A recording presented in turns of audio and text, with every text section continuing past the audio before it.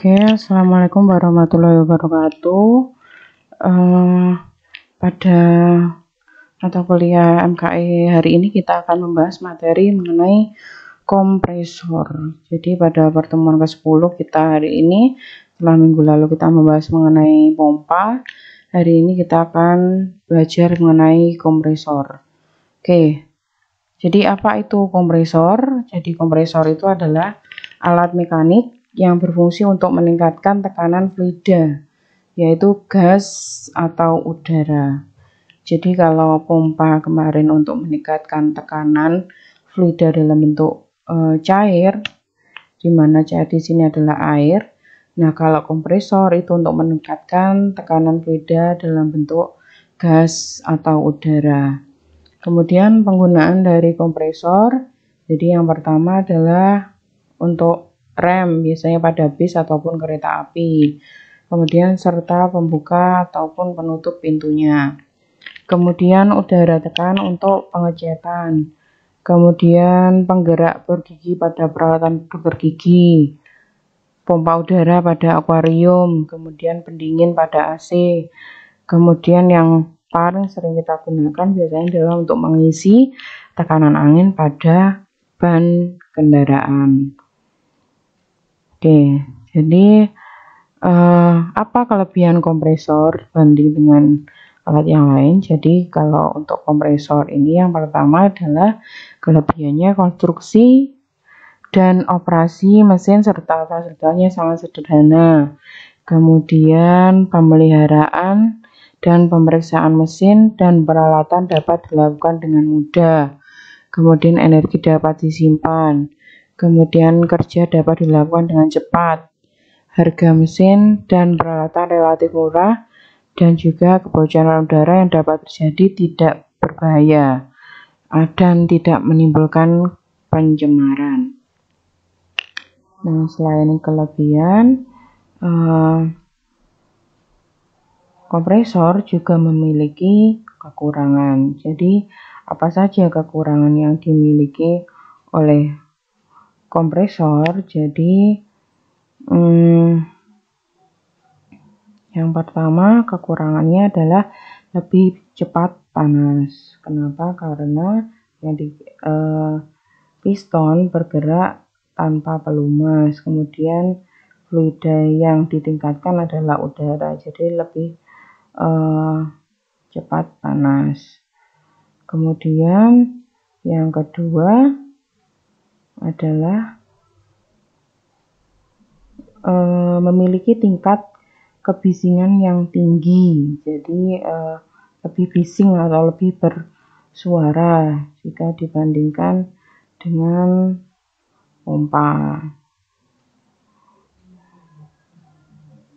Itu adalah kekurangan dari kompresor.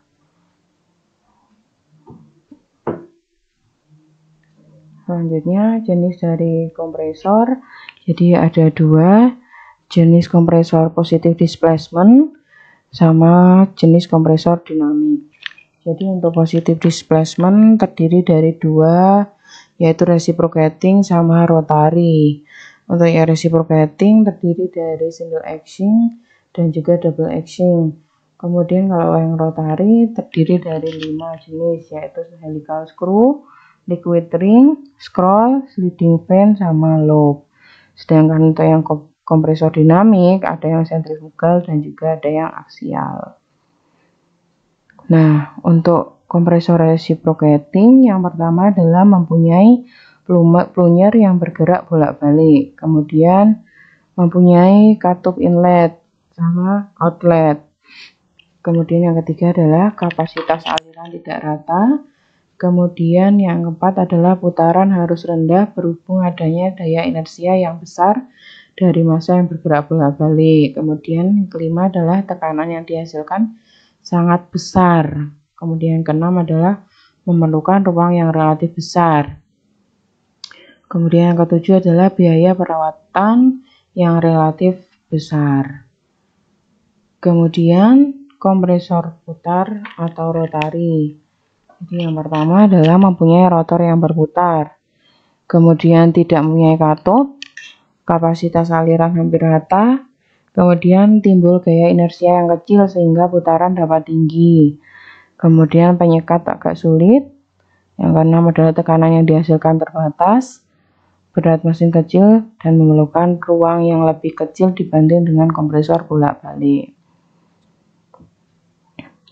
Kompresor sentrifugal yang pertama mempunyai rotor yang berputar, tidak mempunyai katup, kemudian kapasitas aliran rata, hampir tidak terjadi gaya inersia, putaran dapat tinggi, tekanan yang dihasilkan terbatas, berat mesin kecil, dan memerlukan ruang yang kecil. Nah, ini adalah perbandingan jenis dari kompresor. Jadi ada itemnya apa saja yang dibandingkan, kemudian ada jenis kompresor reciprocating, baling-baling putar, ulir putar, dan sentrifugal.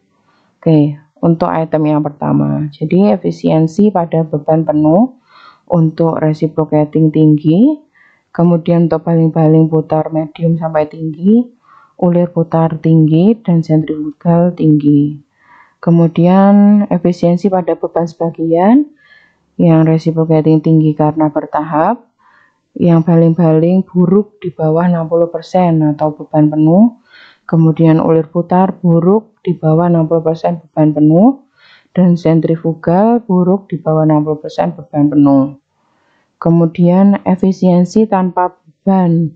Jadi kalau untuk reciprocating tinggi 10% sampai 25%, kemudian baling-baling putar medium 30% sampai 40%, kemudian ulir putar tinggi sampai 25% sampai 60%, dan sentrifugal tinggi sampai medium 20% sampai 30%. Kemudian tingkat kebisingan, reciprocating bising, baling-baling tenang, ulir putar tenang, dan sentrifugal tenang.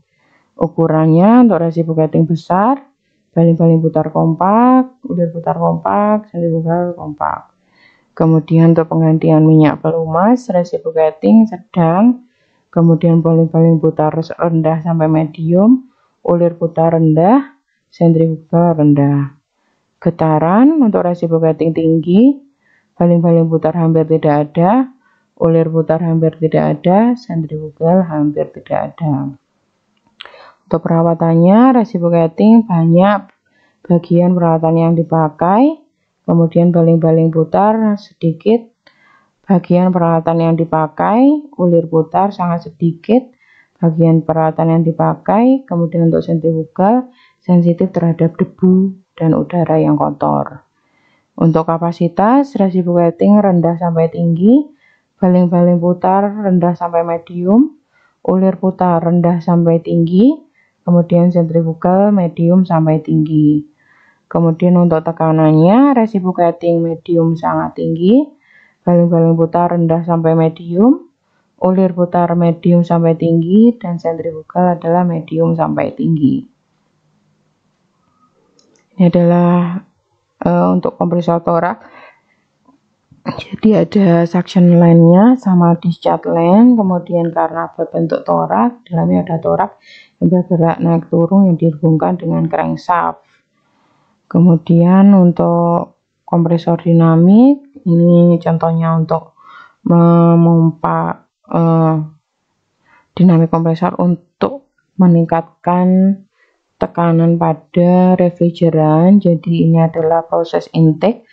Piston akan bergerak ke bawah sehingga katup suction akan membuka, yang mengakibatkan uap refrigeran bertekanan rendah akan masuk memenuhi ruang silinder. Kemudian katup suction akan tetap terbuka sampai piston berada pada TMP, sedangkan discharge tetap menutup. Kemudian pada prosesi kompresi akan bergerak dari TMP ke atas sebelum titik mati atas, katup suction akan menutup sehingga refrigeran sudah berkompresi akan memenuhi ruang silinder. Gas refrigeran di sini memiliki volume yang sama dengan volume sebelum dikompresi, namun tekanan tinggi. Katup discharge tetap setelah piston berada pada TMA, kemudian katup discharge akan membuka sehingga hasil kompresi akan keluar menuju discharge opening yang kemudian akan menuju ke kondenser. Nah, ini adalah cara untuk mencari efisiensi isotermal. Jadi untuk mencari efisiensi isotermal itu adalah daya masuk aktual terukur yang dibagi dengan daya isotermal, di mana daya isotermal dalam satuan kilowatt bisa dicari dari P1 kali Q1 kali log R per 36,7, di mana P1 adalah tekanan mutlak masuk yang bersatuan kilogram per centimeter persegi, dan Q masuk adalah udara bebas terkirim dengan satuan meter kubik per jam, dan R adalah perbandingan tekanan P2 per P1. Kemudian untuk efisiensi volumetrik ini bisa dicari dari free air deliver per kompresor displacement. Jadi untuk free air deliver ini adalah dalam satuan meter kubik per menit. Untuk kompresor displacement sama dengan tanda tanya, di mana tanda tanya ini bisa diisi dengan 1 untuk silinder dengan aksi tunggal dan 2 untuk silinder dengan aksi ganda. Kemudian dikalikan dengan D2 yang dibagi 4 dikalikan L kali S kali N.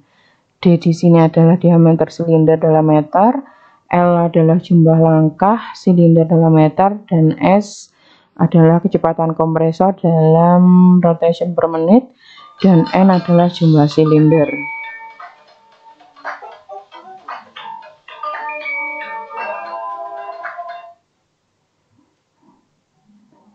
Oke, itu penjelasan dari saya mengenai kompresor.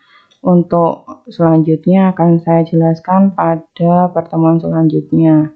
Oke, saya akhiri pertemuan hari ini. Assalamualaikum warahmatullahi wabarakatuh.